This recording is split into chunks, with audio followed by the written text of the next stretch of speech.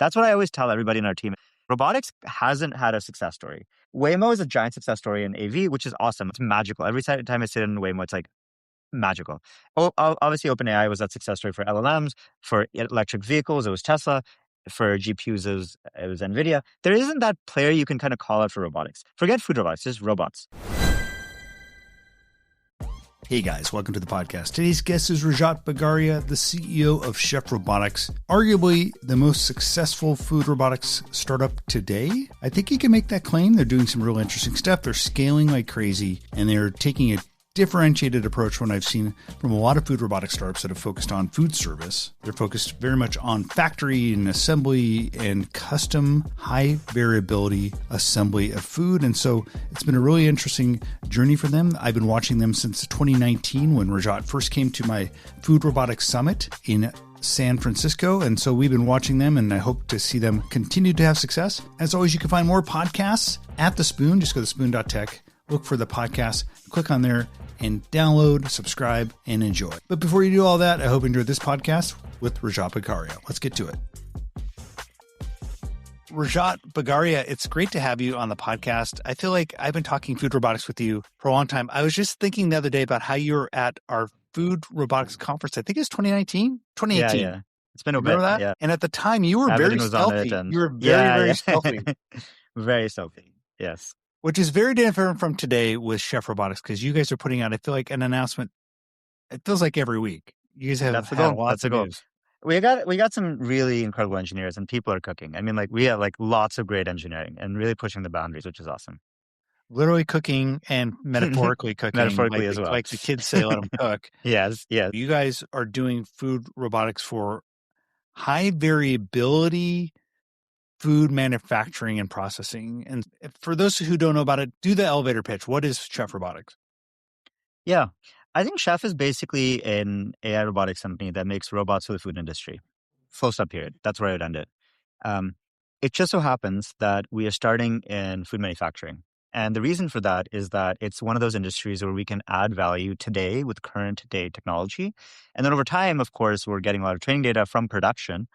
And as our models improve and and we have more volume, so our costs decrease, the vision is to go to lower and lower volume kitchens over time. So today we're starting with like giant industrial kitchens where we're making 50, 100,000 meals a day per line, right? And then over time, you can imagine us going to like slightly smaller kitchens like catering companies, airline catering, things like that, ghost kitchens. And then finally, you can imagine us going to fast casuals, prisons, hotels, stadiums, corporations. Kind of, it's not low volume as your home, but it's relative in the food industry. It's like lower volume than like Nestle, right? Is the way to think about it. And what's interesting to me is I was just reading some of your blog posts about how you guys characterize and solve the world of food manufacturing. And you're writing a lot about what I would consider old school, more traditional food manufacturing, like conveyor belt guys and guys that are doing low variability, super high volume granola packs. But you guys are very much focused on using robotics to do those different things, like what I would see meal kits or ready-to-eat stuff that has a lot of variability to it. Yeah. Talk about why that's so different than what you might see in more high volume, low variability. Yeah. No, it's a great question. So the way to think about this is effectively the number of SKUs you have. So maybe I give you an example outside of food, which I think everyone will resonate with. So let's say I'm Apple. Well, Apple makes AirPods and iPhones and Macs, and you can imagine that the MacBook Pro line is making MacBook Pros all day long. And that line is not making AirPods. And there's a separate line that makes AirPods. And that's a separate line that makes iPhones. Why? I think that's kind of obvious to people, right? That's apparent. Why? Well, because Apple has very high volume for each of those products, right?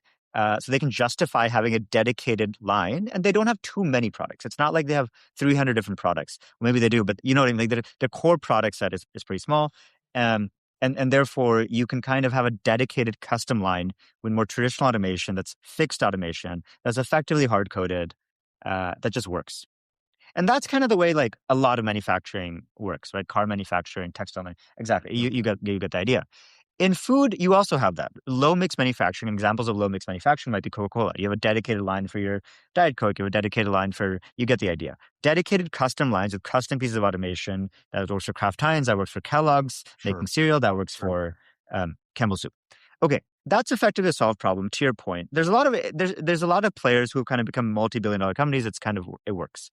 Um, High mix is really when you have a lot of different SKUs, which is kind of apparent in meals. So in meals, the thing is like, you want a different meal than me. I'm vegetarian. Maybe you're gluten free. Maybe you're a meat lover. Maybe you're what have you. So you have all these different categories. And in each of these categories, you have 50 different products or SKUs. Why? Because people don't want the same lunch and dinner every single day. They're okay with having Coca-Cola every day, right? So there's like one product that people can have every day, but for a meal, you don't want the same lunch and dinner every day. Right. What that means is there's an explosion of products or SKUs. So if you have an explosion of products or SKUs, let's say you have 300 products, 500 products. Some of our customers have 5,000 products, literally, different meals effectively. You're not going to have that many custom dedicated lines. It's just not tenable. So what you do instead is you have flexible lines that change over. So an example of our customers might be like we work with a lot of the contract manufacturers for big retailers. So if you go to Trader Joe's or Whole Foods or Costco or Walmart or literally at this point, basically every big retailer in the US, and now we're getting into Europe as well, and UK, we work with those contract manufacturers. So if you see those like salads at Trader Joe's or frozen meals at Whole Foods or Essentially ready to eat kits, right? ready to Like eat, just basically like a few things in a bag, like you have your croutons, etc., and you assemble a yeah. salad.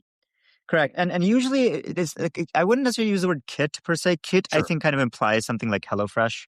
We're For kind of sure, cooking yeah. at home. Yep, It's yep. more like a prepared meal. So like I think examples of stuff we can just to kind of make it very visceral. Like I think, yeah, like the salads you see at Trader Joe's, the frozen meals at the prepared frozen, like you just have to put in your microwave type of thing at Whole Foods.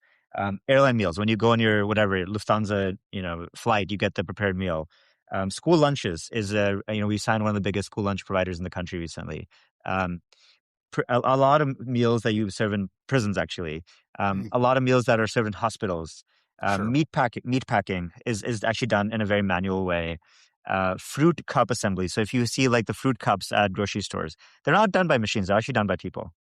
Um, Starbucks, for example, they like if you go to Starbucks or any big coffee shop, and you get the kind of sandwiches, breakfast sandwiches, wraps, they're done by people manually. So those are the kind of products that Chef is making today, basically.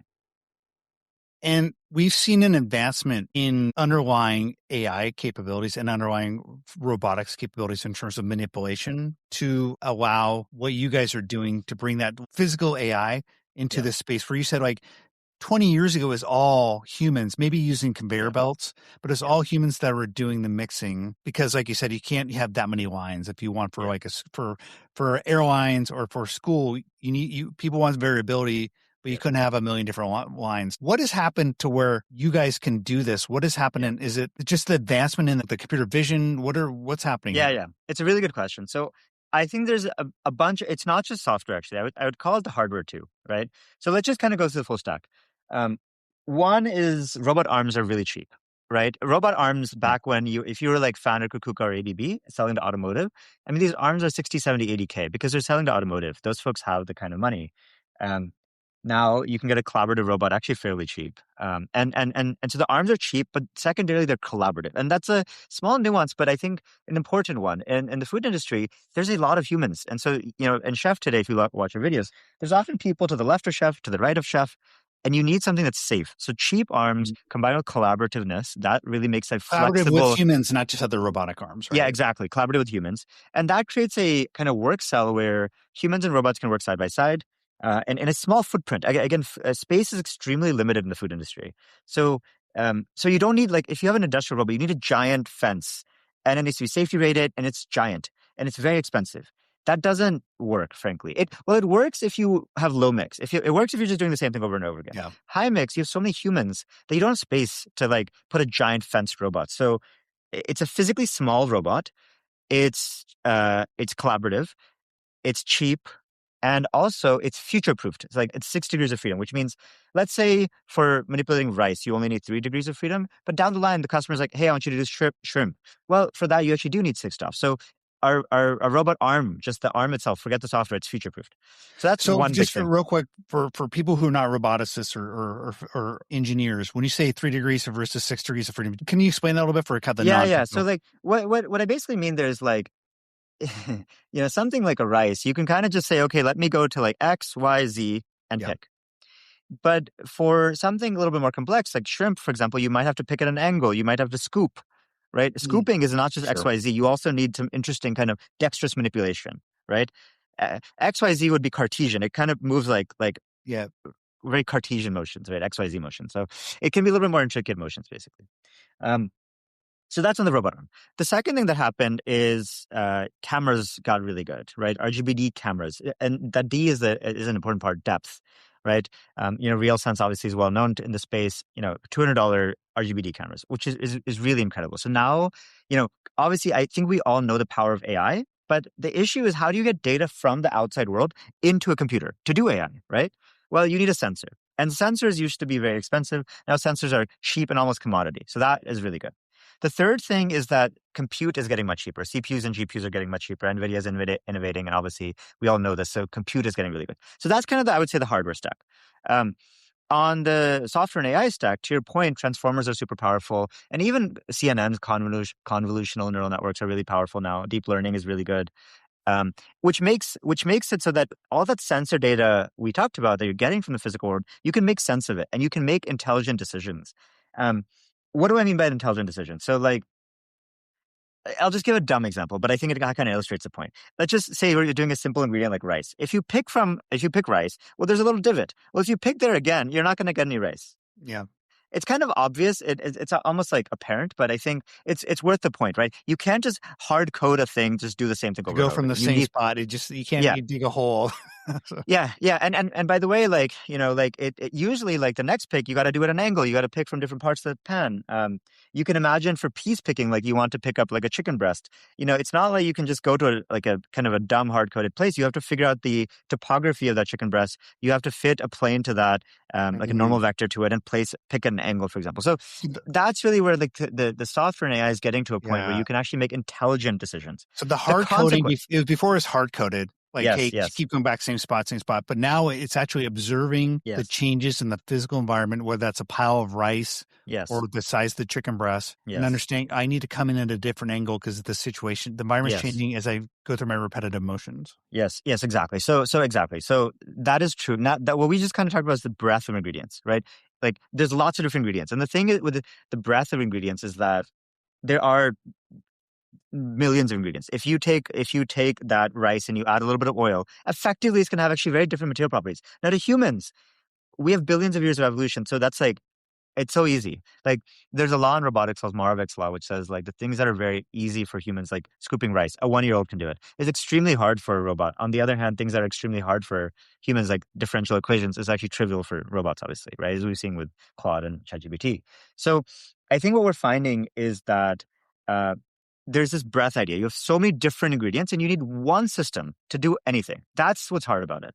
The second part of where intelligence really helps you is the depth of it. So what I mean by depth is, like, imagine a simple ingredient like onions. If you chop an onion versus me, it's going to be totally different. Now, if we do 1/4-inch cuts versus 1/2-inch cuts, totally different. Now, if we saute it versus roasted versus broiled, totally different. Now, if we add some sauce to it, totally different. Yeah. You get the idea. So onions is not onions. It changes literally day by day because a human is prepping it, and there's a different human every day. A lot of these are temp workers.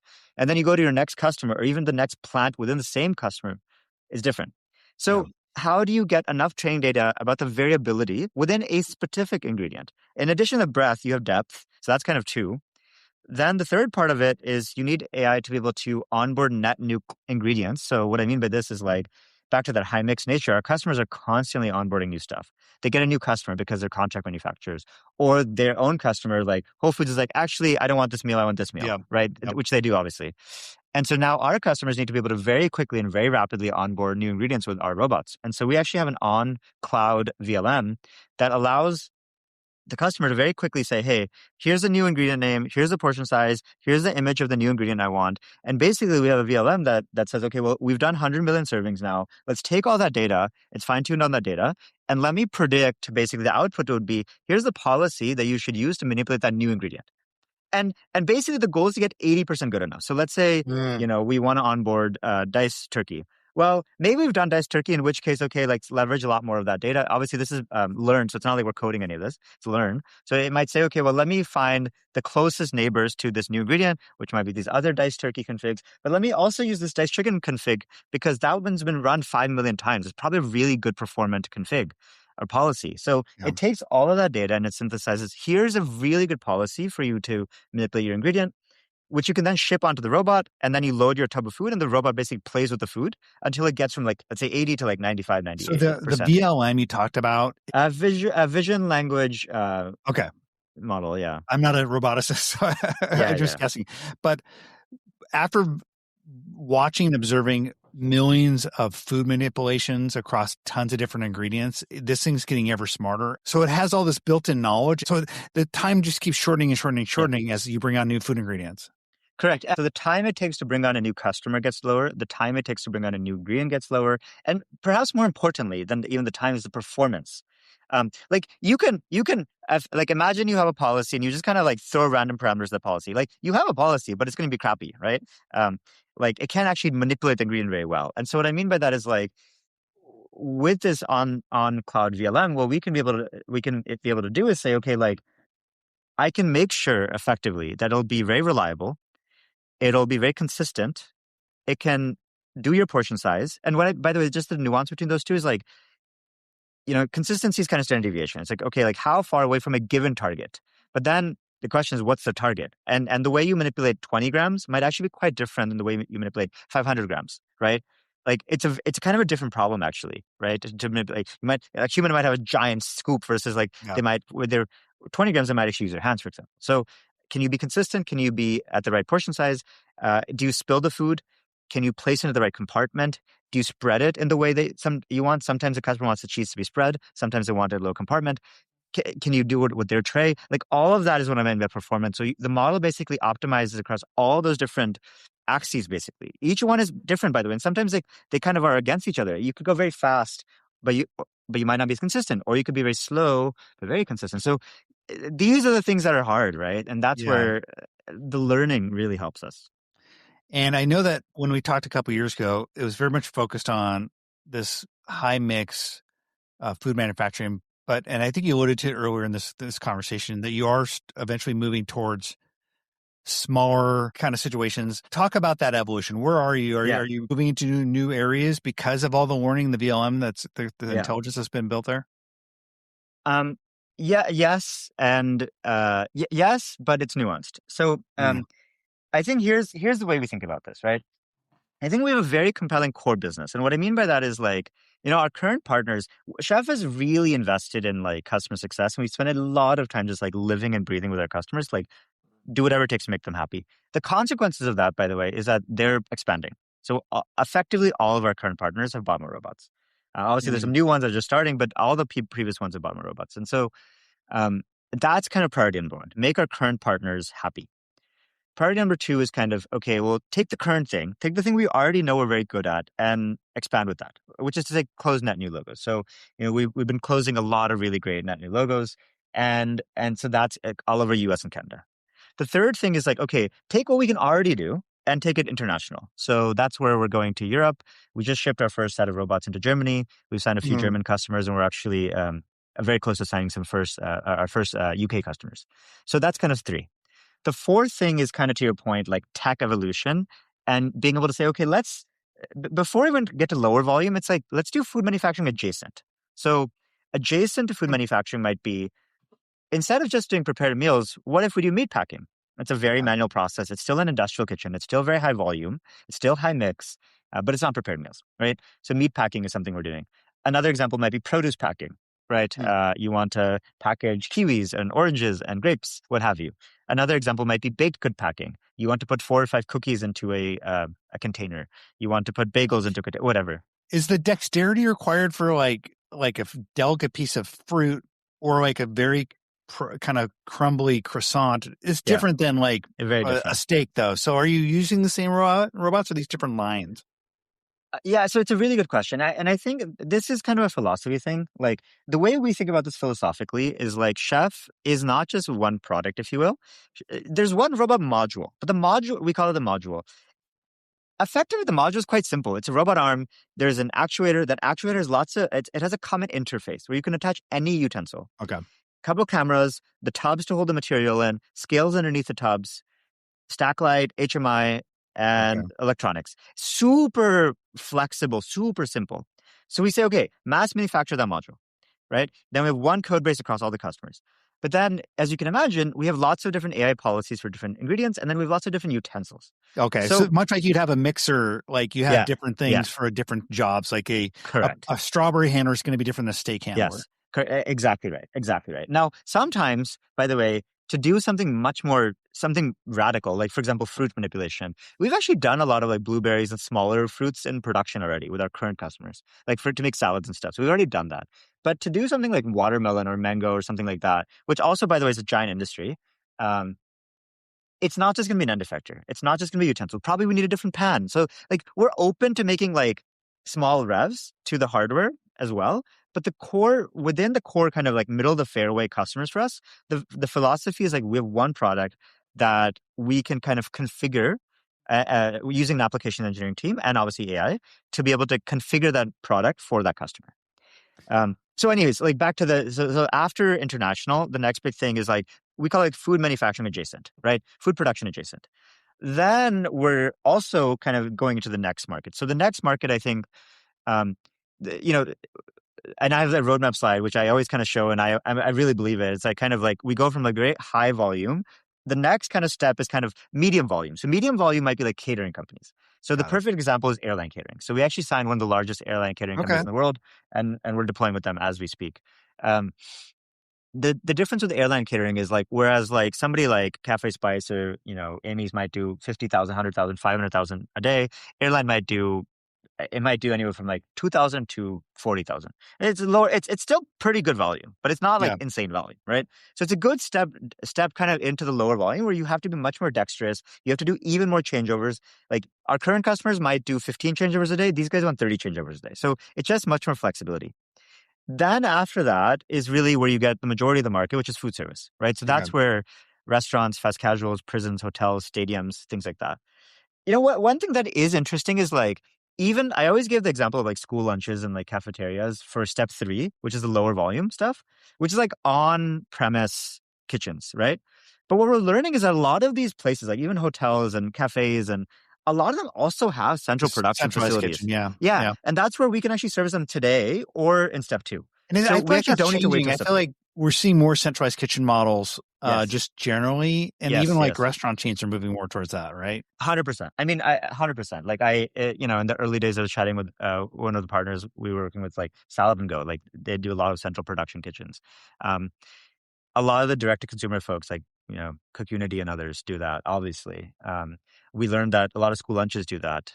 Lunch providers do that. So I think what we're finding is like, even like cafes and coffee shops, like I was like, that sounds like super hard, right? It's like, not today, right? But Yeah. actually, we're already working with those Yeah. folks. So we're already working with some of the biggest folks in coffee. Like Starbucks actually. would make a lot of sense for you guys, like, or something like that, or like a Dunkin', because like they're going to have their sandwiches that you could work with. Let me ask you this. Correct. So, I have a couple questions, like the regional variability, what like Germany looks like in terms of the receptibility and where they are in this. But also, you guys did a couple really nice blog posts on your site about laying out what the existing landscape looks like for food manufacturing. Like, so you talked about the conveyor belt guys, the mixer guys. How are these guys adapting? Are they seeing you guys and going, "Oh, these are partners," or they're going to come eat our lunch, metaphorically? Are they a threat? Or maybe they see you as an acquisition. So I guess, like, obviously I don't know what they're thinking, but I guess the way we're thinking about them is like, we're all selling to the same partners, right? Partners as in customers. We're all selling to the same customers. So, I mean, if I were to go to one of our current customers, I would see Dorner conveyors or QC conveyors. I would see like Mettler Toledo X-ray machines and checkweighers. I might see like QPAC trading nesters. So in my head, like, we're not making trading nesters, we're not making sealers, we're not making metal detectors. Great. You guys are selling the same people we are. Let's partner and let's sell each other's stuff to our partners. So we'll take your stuff, and if we find somebody needs a conveyor belt, hey, have you talked to Dorner? Vice versa, they go to a plant and they see 300 humans scooping food. Hey, have you heard of Chef? Right. So that's kind of the scope of the relationship that we have with these partners. Um, is it competitive? The way I kind of think about it is like there's a lot of ancillary equipment. Like we're not doing case packing, palletizing, depalletizing, tray Yeah. sealing, metal And you detecting. don't, Like and you don't want to do that, we right? don't Like, want to do that. It's already a solved problem. So from that perspective, no, they're not competitive. It's complementary. Now, on the other hand, we also, of course, have people who are doing the actual depositing, right? They're actually kind of trying to scoop food and place it. Now, it's not using robot arms. It's more dispensers, depositors, basically, vibratory feeds, augers, vertical form fillers, uh, more traditional pieces of dispensing automation. Those are, you could kind of think of as competitive, but obviously those are old technology. I mean, it's been around for 50 years. Our customers have tried all of it, right? Most of our customers have they call it a boneyard of old automation that didn't work for them. So yeah, sure, it's doing the same task, but it's not really succeeding from a high mix perspective. That's where we can come in. So, I think those people might think of it as kind of like competitive, but frankly, I think it's a different skill set. It's the same reason now, maybe this is changing a little bit, but it's the same reason like Tesla's worth $1.4 trillion and worth more than the rest of the auto industry combined. Are they better at making cars than Toyota? Hell no, right? Toyota makes way better cars. Everyone will say that quality, performance, but autopilot and software, right? That's something that Toyota and everyone else cannot do very well. I think that same thing is true for us. Um, I think the reason that copying Chef is so hard is those people are very exceptional hardware engineers, exceptional mechatronics engineers. Um, but they have to build a new muscle, which is like, how do we become AI powered? How do we get talent from Silicon Valley, who's frankly, we're competing with Anthropic and AI now. That's who we're competing with from a talent perspective. And Waymo, right? That's the kind of talent we got to get. It's very expensive. And the only reason, frankly, we're able to do it is venture capital, right? If I'm yeah. trying to build a business, like let's say venture capital doesn't exist and I'm in Wisconsin making tradie nesters. Well, first of all, I'm not going to get the Waymo engineer. Second of all, I can't afford that guy or girl. Like, it's just hard. It's systemically hard for them to compete. Where does this go eventually? You say you're competing with the Waymos, or maybe competing with OpenAI. I've always felt like there might be some vertically focused food AI models that become Yeah. foundation models. So does it become like a big foundation model battle on the vertical front, and then you guys are trying to own that? Where's Yeah, this yeah. going? I think that's right. So we're already doing that. Like we're obviously we crossed 100 million servings, and we're using that data to train our own food foundation model. It's more like a world model approach. We're also doing policy models to be able to kind of do more dexterous manipulation for like, this is a research by the way, but like make a sandwich using kind of imitation learning and diffusion based models, right? So we're doing research on all these things, and obviously we're trying to train a more food foundation model. I think the core business, I think, stays similar, right? Like the AI models improve, but the core business is still, hey, we got to provide robots that'll automate production to food customers. Now, those customers might change over time, right? We're going to go lower volume over time, much more highly dexterous over time. But the core business, I think, stays the same. Now, you can also, though, imagine us doing other stuff using that data. So, for example, um, you can imagine like we're doing a lot of I mean we do it already kind of for free, but you can imagine us doing like line planning and line scheduling. Okay, well at 6 a.m. This line needs to run this volume throughout the day. Okay, what's the right order of meals to schedule based on the labor mapping and who's going to show up for work today, what robots I have, what Mhm. ingredients robots can do, like all that labor mapping and scheduling. We already have cameras above the conveyors and looking at the food. We can do much better QA, um, and like inspection, things like that. There's a lot of other stuff we can kind of software as a service that we can kind of provide to our partners who they already trust us because we bust our ass in the field, so they like us. So I think over time you can imagine us doing more and more for food businesses. But my guess is the core business will remain providing Yeah. robots as a service, basically. It's interesting because you guys focus pretty uniquely, I feel like, on this high volume but Yeah, high mix. yeah, Whereas I feel like there's a lot more startups that's focused on restaurants, and yeah, that's been a much harder space. yeah, We were just talking about Creator. I think Picnic has had some trouble. I think they're basically on their way out from my reporting. And then we could just talk about a bunch of other guys. Like, so what do you think the landscape looks like there? Do you continue to see venture capital being poured into the space, or have investors learned the lesson? Because you're also a venture capitalist, right? I think you also yeah, like yeah. invest money. What's kind of the state of the space? It's been a tough industry, and I think like if you look at the set of peers that went back in 2018 when you and I had that you hosted the summit, like effectively all those players are gone or near gone, right? So it has been a brutal space. And so fundraising in the early days for Chef was very hard. Now fundraising is not hard. Fundraising is quite easy now. Like we got to turn shit into. Are you riding on the tailwinds of AI? Is that more of like, because of I the think money it's AI, but it's working. We have like giant enterprise you guys have customers. proof These points. giant, 100 yeah, million, exactly. 100 million servings is pretty Yes. impressive. Yeah, exactly. Like we have giant enterprise customers. These giant enterprise customers are happy. Like you get on a call with them, they'll tell you great things about. They love us. They're buying robots. They're putting their money where their mouth is. They're expanding. Sales cycles are getting easier. Gross margin, like it's just like it's a good business, right? And also there's this AI tailwind, right? And by the way, the current administration's policies are only making the problem worse. So I think all those tailwinds are great for us. Now back to your original question, like I think there's a macro question about venture capital, and then there's like kind of like the food service landscape as it is. Like I think in the macro question about like investment, I think frankly the industry needs a success story. I think we are kind of the success story, and I hope that we can become an even bigger success story, like a massive success story. That's what I always tell everybody in our team. It's like, guys, like robotics hasn't had a success story. Like Waymo is a giant success story in AV, which is awesome. Like it's magical. Every time I sit in Waymo, it's like magical. Obviously, OpenAI was that success story for LLMs, for electric vehicles. It was Tesla. For GPUs, it was NVIDIA. There isn't that player you can kind of call out for robotics. Forget food robotics, just robots. Locust Robotics is kind of that. They've been very successful, over 200 million in ARR in the logistics space. You have Amazon Robotics, but they're kind of selling to themselves, right? So it's a little bit of cheating, right? You have Tesla, you could kind of consider as a robot company to ship millions of. There's some ag robotics companies that could break out, I feel like. But yes. But there's not like a Facebook. There's not like such a dominant player in social networks, right? There's nothing like that for robots. I was like, guys, like if we can become that player, then we can inspire everybody else to do it. But as of today, I think, like I said, early rounds for Chef were very hard because there's been a graveyard. Now the question is, okay, why was there a graveyard? And I think I've tried to study the space and try to understand what happened here. Obviously, and I did that before even starting the company because I wanted to make sure we do something right. Sure. I learned a few things. So there's kind of like a macro and then there's kind of like a micro about specific kind of verticals within food robotics. So the macro is that restaurants are hard for two ideas. One idea is that effectively, if you think about it, you're only doing production for 4 hours a day. Lunch rush and dinner rush. Effectively, it's around 4 hours. So if you talk to any person who sells automation, they will tell you that even a one-shift operation, 8 hours a day, is a hard operation to get ROI. 2-shift operations or 3-shift operations is really where you get ROI for your customers. A restaurant is effectively a half a shift of operation. So you have to take your bill of materials. Robots are expensive. Like I talked about how they're getting cheaper, but still expensive. And you got to make the economics work in half a shift of operation. That's super hard at the current bombs. Now, China's obviously really pushing ahead, and like you can see this getting better. But as of today, with the current volumes, generating an ROI in half a shift is super hard. That's problem number one. Problem number two is it's the same consequence of a similar problem. Because volumes are low, let's say you're doing 500,000 trays a day from Chipotle, Sweet Green, what have you. Maybe it's 2,000. You get the idea, the low volume, relatively speaking.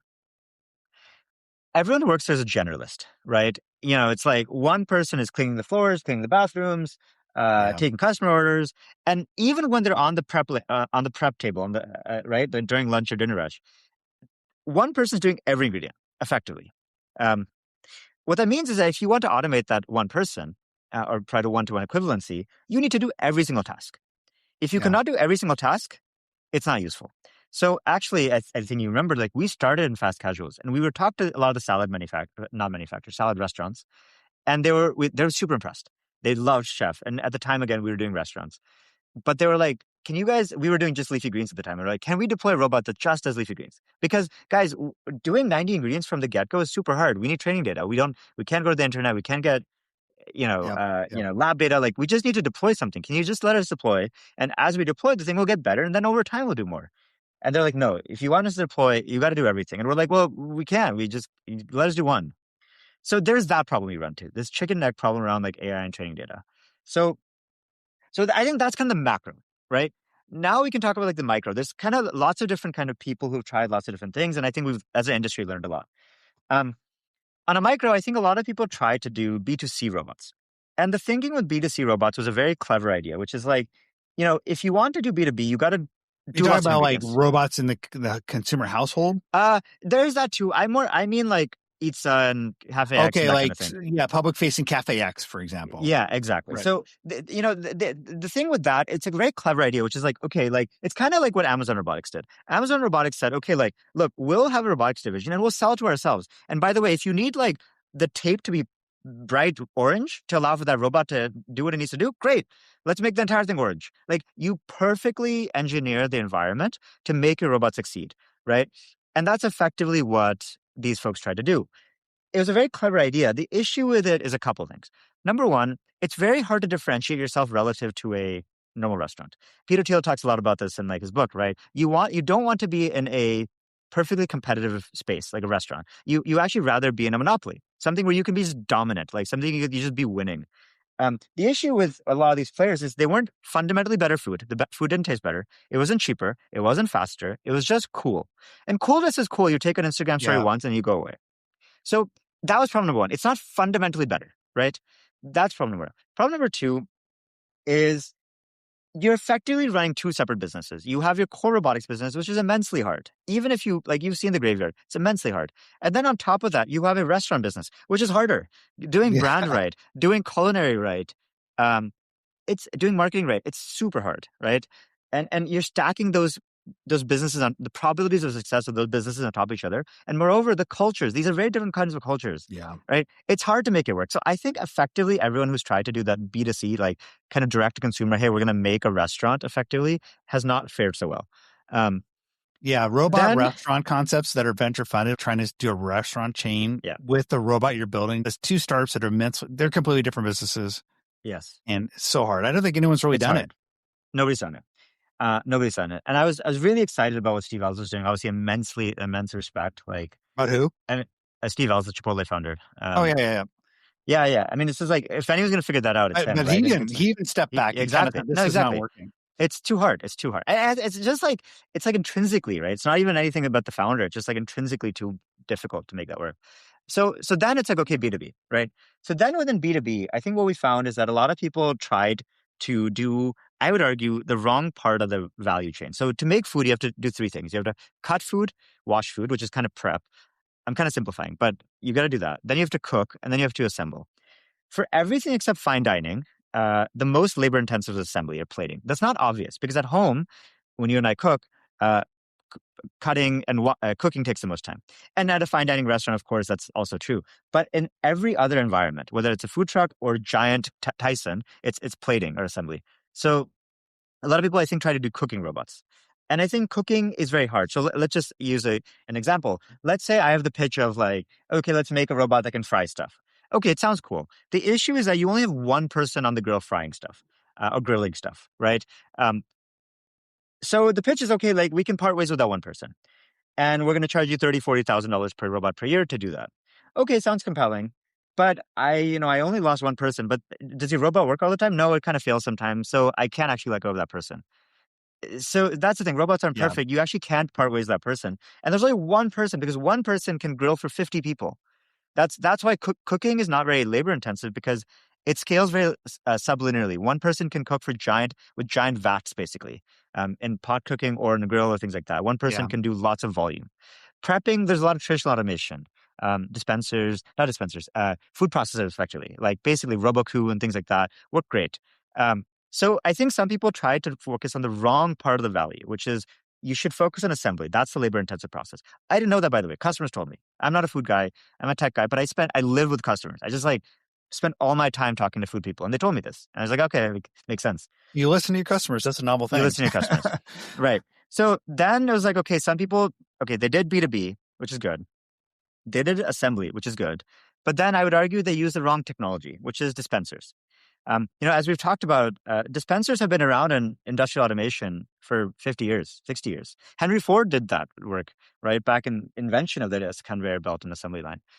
It's just they're not very flexible, right? Like they work well for low mix manufacturing. They don't even work well for high mix, right? When you're making 50,000, 100,000 trays, how do you expect them to work in a restaurant where you have even more changeovers and flexibility and constantly changing menus? So I think some people try to do dispensers. So dispensers is like the approach that most of them use. You don't use robotic arms with trays of food. Kind of how would you contrast what you do versus dispensers? A dispenser is a gravity-fed piece of equipment, and you have some kind of like motor that actuates the food down. And you might have, that's kind of the high level idea. Um, the thing is that like if you cut you make the dispenser work for one kind of tomato cut, but then you cut your tomatoes differently. Okay, the dispenser gets clogged up. Or the dispenser makes 5 pieces and 1 pieces and 2 pieces. It's like very inconsistent. It's just, and then it's like, okay, now I don't want to do tomatoes. I want to do leafy greens. Oh, I need a new dispenser. It's like super hard to scale, and it's all hardware scaling. You need custom hardware for every little thing. It's very hard to, it's not intelligent. It's very good at doing the same thing, which is why even our customers in manufacturing don't use it. They use people, right? So that's kind of why dispensers don't work. What Chef does is says, okay, well, how does a human do it? A human can walk up to any restaurant, any line. They can do Thai food, Indian food. They can do anything. Why? Let's just break it down. First of all, they have a brain. They have intelligence, obviously. They have eyes, so they have cameras, if you will.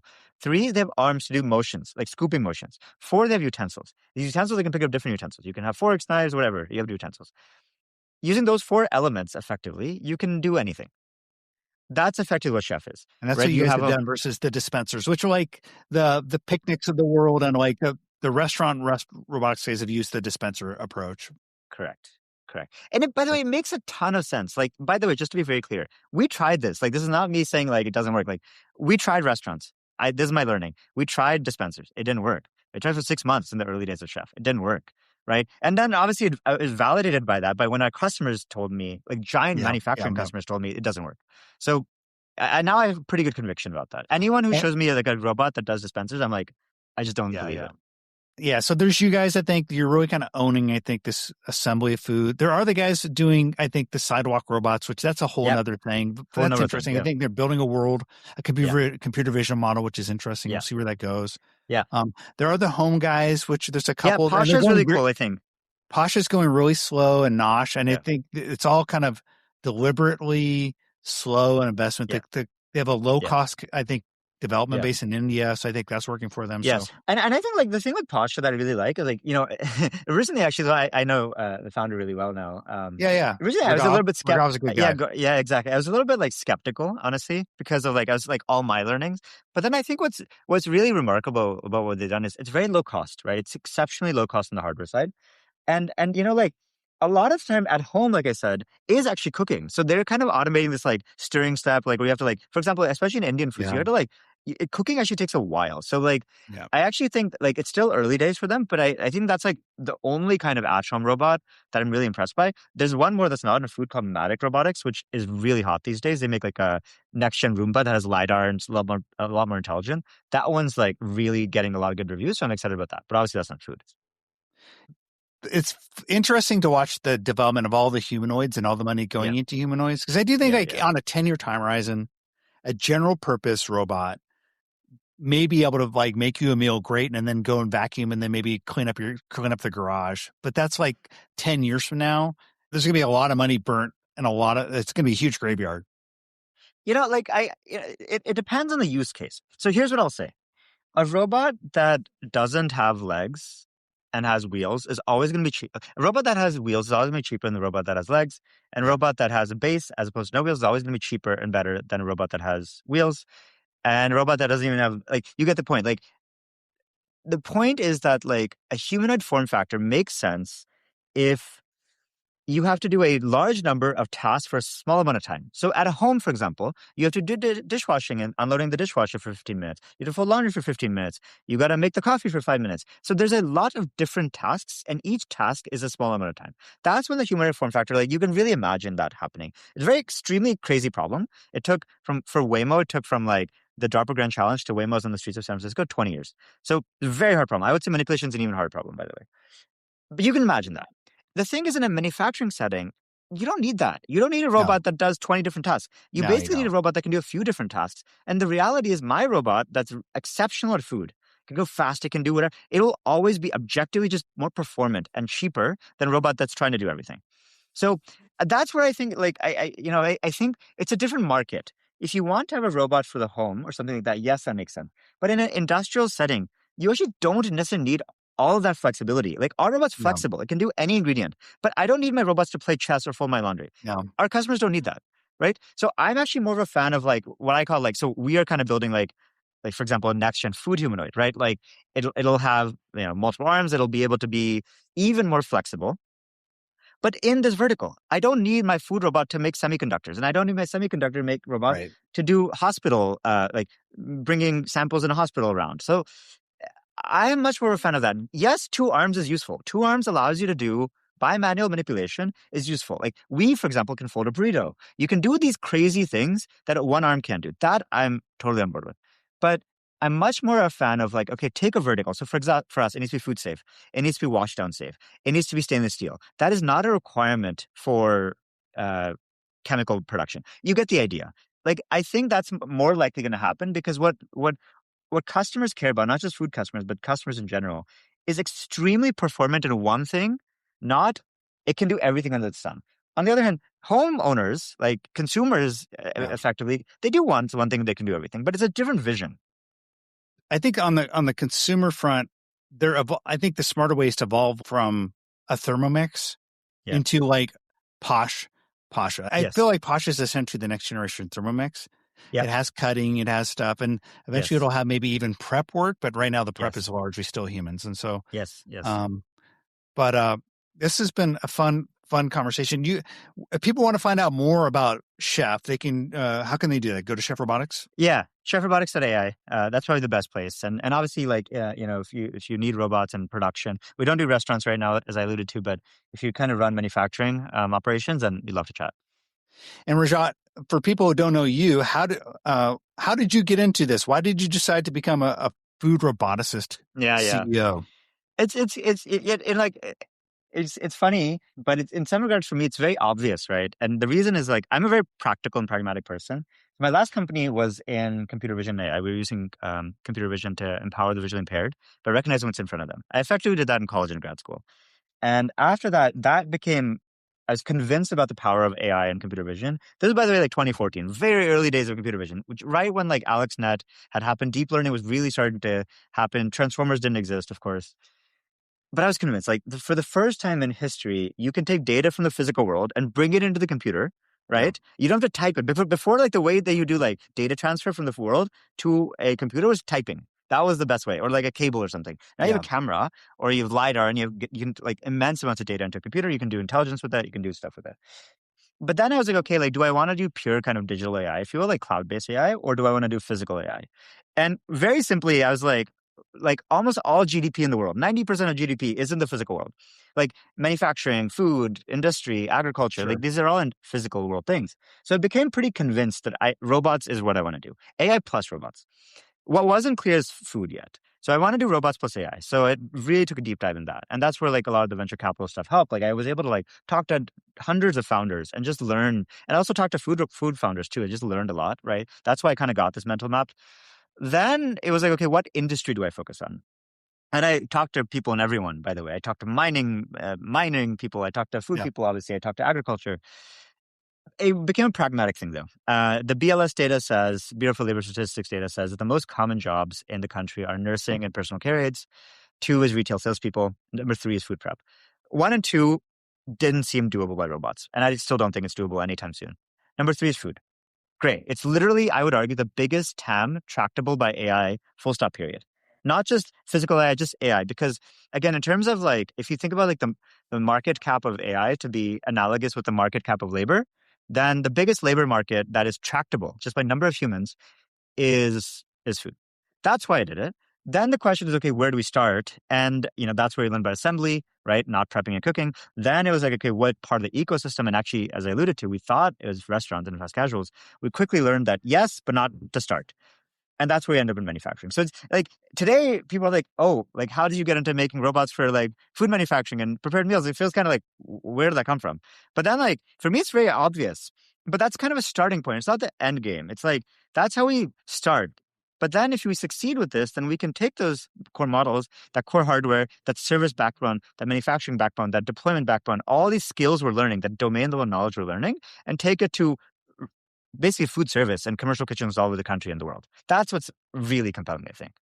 That's exciting. Well, Rajat, it's been good talking to you. It's been, I can't believe, 8 years since the last conference, but thank you for spending time with us. Yeah, thank you, Michael. And I appreciate everything you're doing with the food ecosystem as well. It's been awesome. Well, that was it. I hope you enjoyed my conversation with Rajat Bhageria, who's building a company that he hopes becomes the Tesla or OpenAI of food robotics. We will have another podcast early next week, so stay tuned for that. But for now, we'll talk to you all soon.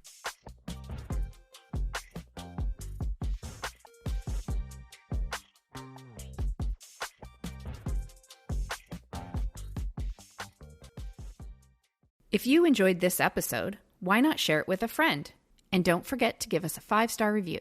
You'll find more content like this on thespoon.tech/podcasts.